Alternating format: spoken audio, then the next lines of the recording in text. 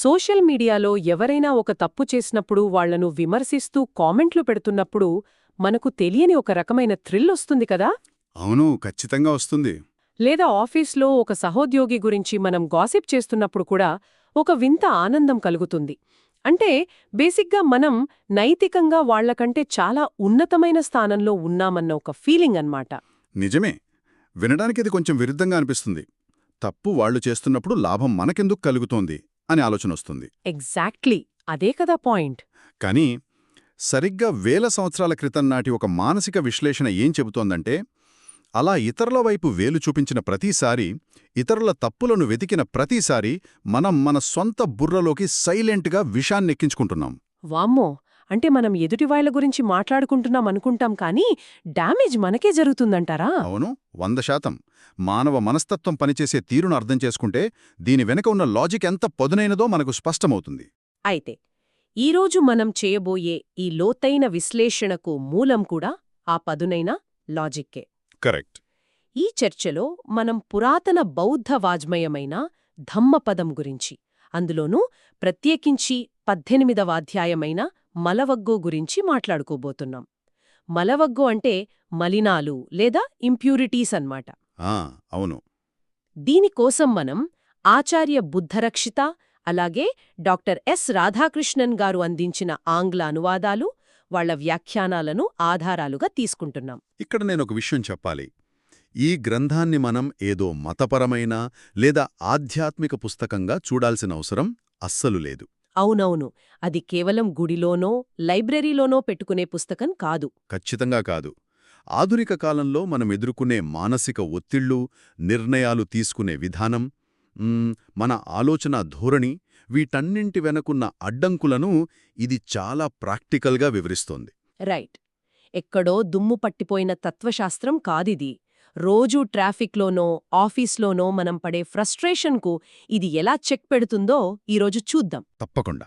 అంటే మన రోజువారీ జీవితాన్ని మార్చుకోవాలంటే ముందుగా మనకున్న సమయం ఎంత విలువైనదో గ్రహించాలి గదా? అవును, సమయమనేది చాలా కీలకం. అందుకే ఈ అధ్యాయం అసలు సమయం ఆవశ్యకత గురించి ఒక షాకింగ్ హెచ్చరికతో మొదలవుతుంది.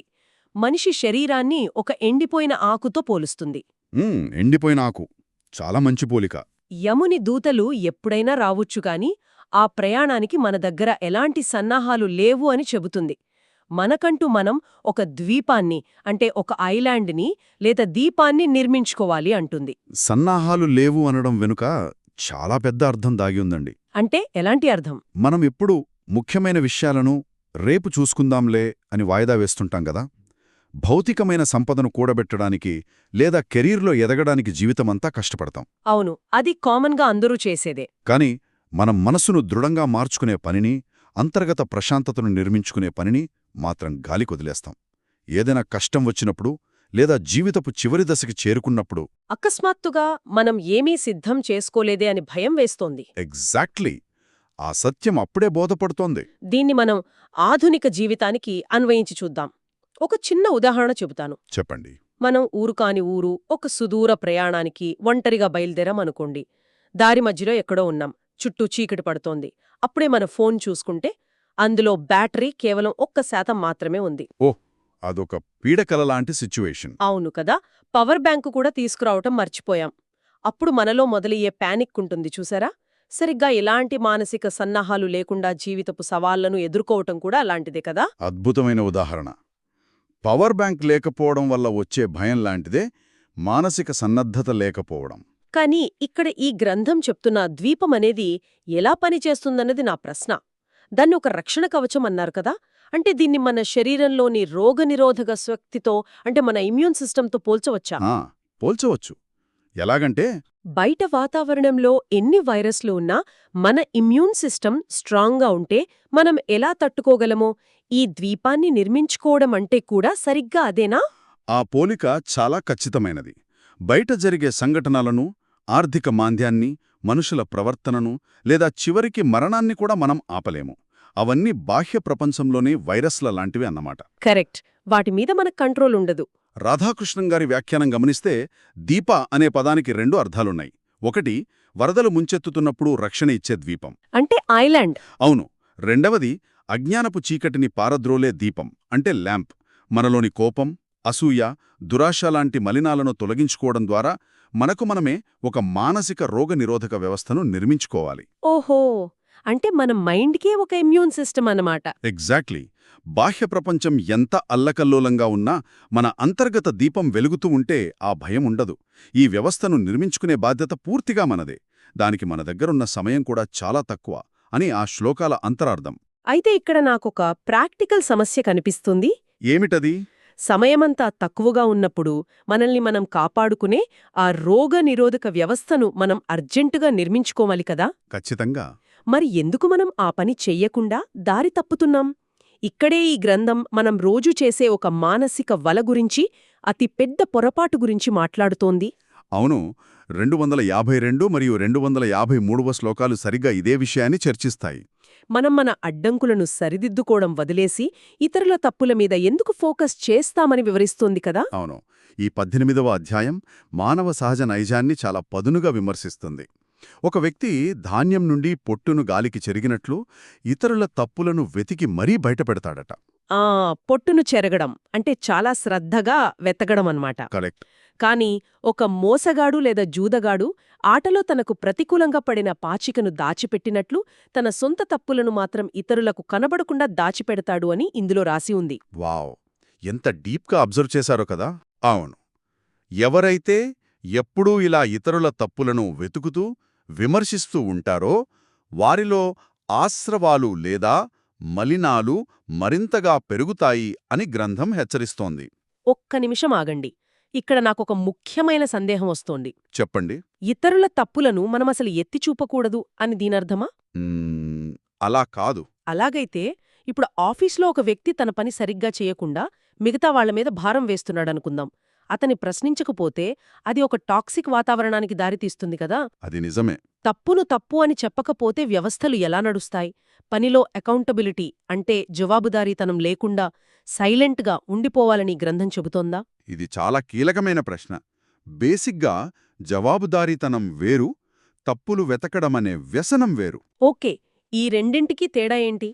ఒక సమస్యను పరిష్కరించడానికి చేసే నిర్మాణాత్మక విమర్శను అంటే కన్స్ట్రక్టివ్ క్రిటిసిజంని ఈ గ్రంథం తప్పుపట్టడం లేదు.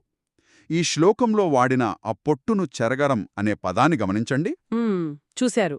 డ్రెస్సింగ్ స్టైల్ గురించో, అతని గతాన్ని గురించో, వ్యక్తిగత జీవితం గురించో ఇంకొకరి దగ్గర కూర్చుని గాసిప్ చేయడమనేది మనం ఇప్పుడు మాట్లాడుకుంటున్న మలినం.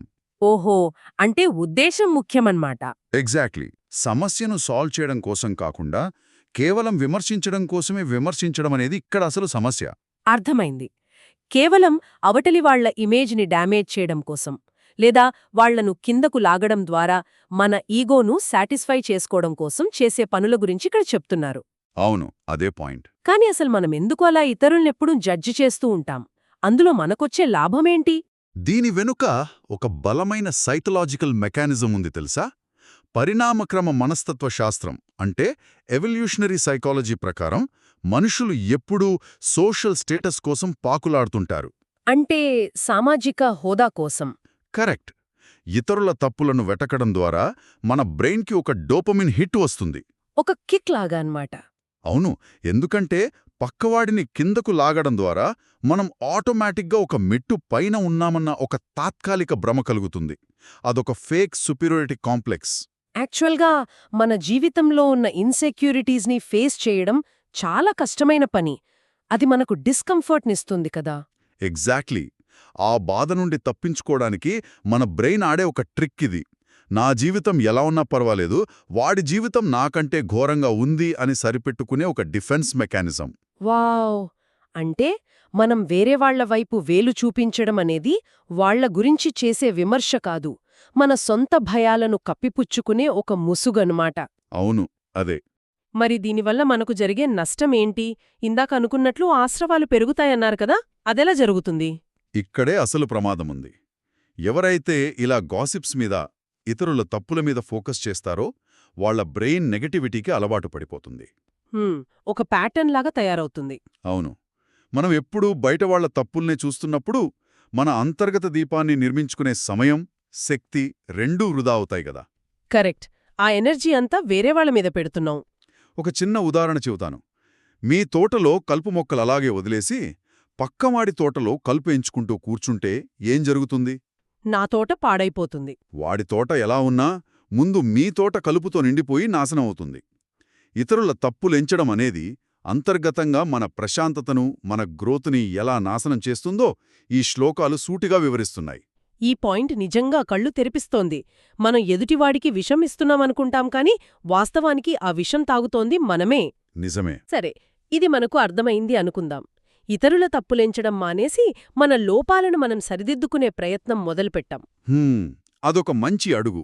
అప్పుడు వెంటనే మన బ్రెయిన్ ఇంకొక షార్ట్కట్ కోసం వెతుకుతుంది కదా. ఈ సమస్యను తొందరగా ఫిక్స్ చేయడానికి ఏదైనా రెడీమేడ్ సొల్యూషన్ ఉందా అని చూస్తాం. అవును, మనకన్నీ ఇన్స్టంట్గా అయిపోవాలి.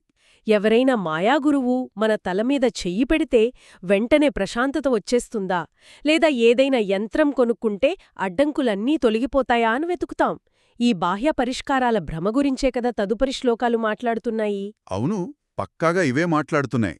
మానవులకు సహజంగా ఉండే బద్ధకం ఎలాంటిదంటే, మన కష్టాన్ని వేరెవరో పడాలి, కాని ఫలితం మాత్రం మనకు రావాలి అని మనం కోరుకుంటాం. హాహా, అవును. జిమ్కు వేరేవాళ్లు వెళ్ళాలి, మనకు సిక్స్ ప్యాక్ రావాలి అన్నట్టు. కరెక్ట్.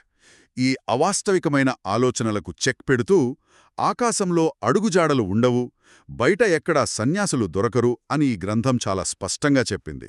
ఆకాశంలో అడుగుజాడలుండవు. వావ్, ఇదెంత కవితాత్మకమైన వాక్యమండి!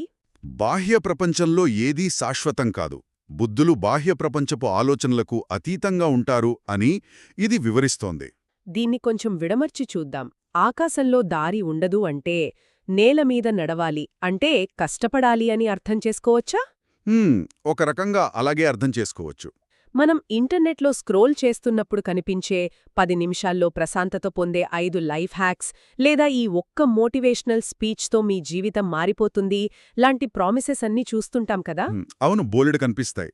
అవన్నీ ఆకాశంలో అడుగుజాడల్లాంటివేనా? ఎందుకంటే మనం ఎప్పుడూ అలాంటి మ్యాజిక్ పిల్స్ కోసమే వెతుకుతుంటాం కదా. 100% అవే. దీన్ని మనం ఆధునిక న్యూరోసైన్స్ కోణంలో కూడా అర్థం చేసుకోవచ్చు. అంటే న్యూరోప్లాస్టిసిటీ లాంటివా? ఎగ్జాక్ట్లీ. మన మెదడులోని న్యూరోప్లాస్టిసిటీ గురించి మీరు వినే ఉంటారు. మన ఆలోచన విధానాన్ని, అలవాట్లను, ప్రవర్తనను మార్చుకోవాలంటే మన మెదడులోని న్యూరల్ కనెక్షన్స్ భౌతికంగా మారాలి కదా. అవును, అది రాత్రికి రాత్రే జరిగిపోయేది కాదు. అది ఎలా మారుతుంది? పదే పదే మనం చేసే అంతర్గత శ్రమ, ప్రాక్టీస్ ద్వారా మాత్రమే మారుతుంది. ఇందాక మీరన్నట్లు, మీరు జిమ్కి వెళ్ళి మీ తరఫునే ట్రైనర్ని పుషప్స్ చేయమంటే మీకు కండరాలొస్తాయా? రావు కదా. అస్సలు రావు, వాళ్లకే వస్తాయి. అలాగే మన మానసిక ప్రశాంతత కోసం, మన అహంకారాన్ని తగ్గించుకోవడం కోసం మనం చేయాల్సిన ఆ ఇంటర్నల్ వర్క్ని బయట ఎక్కడా ఏ గురువు, ఏ లైఫ్ హ్యాక్ మన తరఫున చెయ్యలేడు. సూపర్బ్! ఈ జిమ్ అనాలోజీతో అసలు విషయం చాలా స్పష్టంగా అర్థమైంది. బయటెక్కడా సన్యాసులు దొరకరు అంటే మనకు శాంతిని ప్రసాదించే వ్యక్తి బయటెక్కడో లేడు అని అర్థం కదా. అవును. వారు కేవలం మార్గదర్శకులు మాత్రమే. వారు మనకు దారి మాత్రమే చూపించగలరు. ఆ దారిలో నడవాల్సింది, ఆ శ్రమపడాల్సింది మనమే. ఖచ్చితంగా. మనం మన బ్రెయిన్ని రీవైర్ చేసుకోవాలంటే ఆ అంతర్గత శ్రమ మనం చెయ్యాల్సిందే. దాన్ని మనం వేరేవాళ్లకే అవుట్సోర్స్ చెయ్యలేము. బుద్ధుడు చెప్పిన మూలసూత్రం కూడా ఇదేనా? అవును. నీ అంతరాత్మ లోతుల్లో ఆ సత్యాన్ని నువ్వే స్వయంగా కనుక్కోవాలి. ప్రతి మనిషి తనను తాను నిరూపించుకోవాలి అని చెప్పారాయన. అంటే ఎవరికి వారే తెలుసుకోవాలన్నమాట. మనం బయట ప్రపంచం మీద, బాహ్య వస్తువుల మీద, లేదా వేరెవరో వచ్చి మనల్ని ఉద్ధరిస్తారని వాళ్లమీద ఆధారపడినంత కాలం ఈ నిరంతరం మారుతున్న భౌతిక ప్రపంచం మనకు శాశ్వతమైన ఆనందాన్ని ఇవ్వలేదు. అది టెంపరరీ మాత్రమే. అవును. అంతర్గత పరివర్తన అనేది పూర్తిగా ఒక వ్యక్తిగత ప్రయాణం. దానికి ఎలాంటి షార్ట్కట్స్ లేవు. ఇదంతా వింటుంటే ఈ 18వ అధ్యాయం ఎంత పవర్ఫుల్ ప్రాక్టికల్ మాన్యువల్ లాగా ఉందో కదా. అవును, ఇది మన చేతిలో ఉన్న ఒక టూల్ కిట్ లాంటిది. ఒకసారి మనం ఇప్పటివరకు మాట్లాడుకున్న విషయాలను ఒక లాజికల్ దారానికి గుచ్చి చూద్దాం. షూర్, చెప్పండి. రెండవది, ఆ ప్రయత్నంలో దారి తప్పిపోయి ఇతరుల తప్పులు వెతుకుతూ వాళ్లమీద గాసిప్స్ చేస్తూ ఆ డోపమైన్ ట్రాప్లో పడిపోయి సమయాన్ని వృథా చెయ్యకూడదు. ఎందుకంటే అది పక్కవాణ్ణి కాదు, మన మైండ్ని మనమే పాయిజన్ చేసుకోవడం లాంటిది కాబట్టి. కరెక్ట్. ఇక మూడవది, ఆకాశంలో అడుగుజాడలు వెతక్కుండా, అంటే బయట దొరికే షార్ట్కట్స్, మాయా గురువులు మనని మార్చేస్తారని భ్రమపడకుండా మన ఇంటర్నల్ వర్క్ మనమే చెయ్యాలి. అంటే మన జిమ్కి మనమే వెళ్ళాలి. అవును, మన జిమ్కి మనమే వెళ్ళాలి. ఈ సారాంశం బట్టి మనకు ఒక విషయం చాలా స్పష్టమవుతోంది. ఏంటది? ధమ్మం లేగా ఇటువంటి పురాతన తత్వశాస్త్రమంటే ఏదో కళ్ళు మూసుకుని చేసే పూజలో మంత్రాలు చదవడమో కాదు. అది మన ఆలోచనలకు, మన చర్యలకు, మన జడ్జ్మెంట్లకు మనమే పూర్తి బాధ్యత వహించే ఒక ఆచరణాత్మక విధానం. అంటే ఒక ప్రాక్టికల్ కోడ్ ఆఫ్ కండక్ట్. మీరు చెప్పింది 100% కరెక్ట్. మనం ఎదుర్కొనే ప్రతి సమస్యకు మూలం మన మైండ్ సెట్లోనే ఉంది. అలాగే ఆ సమస్యకు పరిష్కారం కూడా మన చేతుల్లోనే ఉంది. అవును, మన అంతర్గత పరివర్తనలోనే ఉంది అని ఈ అధ్యాయం మనకు స్పష్టంగా నేర్పుతోంది. ఖచ్చితంగా. బయట జరిగే గందరగోళానికి మన దగ్గర ఎలాంటి ఇన్స్టెంట్ పరిష్కారాలు లేకపోవచ్చు. కానీ మన అంతర్గత ప్రయాణానికి ఈ గ్రంథం ఒక అద్భుతమైన దిక్సూచిని ఇచ్చింది. నిజమే. ఈరోజు ఎన్నో అద్భుతమైన మన ఆలోచనలను సవాలు చేసే విషయాలు చర్చించుకున్నాం. ఇక ఈ లోతైన విశ్లేషణను ముగించే ముందు ఒక చిన్న ఆలోచనను వదిలివెళ్లాలనుకుంటున్నాను. చెప్పండి. ఈ గ్రంథంలోని మరొక అధ్యాయమైన 122వ శ్లోకం నుండి తీసుకున్న ఒక పవర్ఫుల్ కోటిది. మంచి నా దగ్గరకు రాదు అని దేన్ని తేలికగా తీసిపారేయకండి. నీటి బొట్టుబొట్టుగా కుండ నిండినట్లుగానే జ్ఞానవంతుడు కొద్ది కొద్దిగా మంచిని సేకరించడం ద్వారా తనను తాను పరిపూర్ణం చేసుకుంటాడు. వావ్!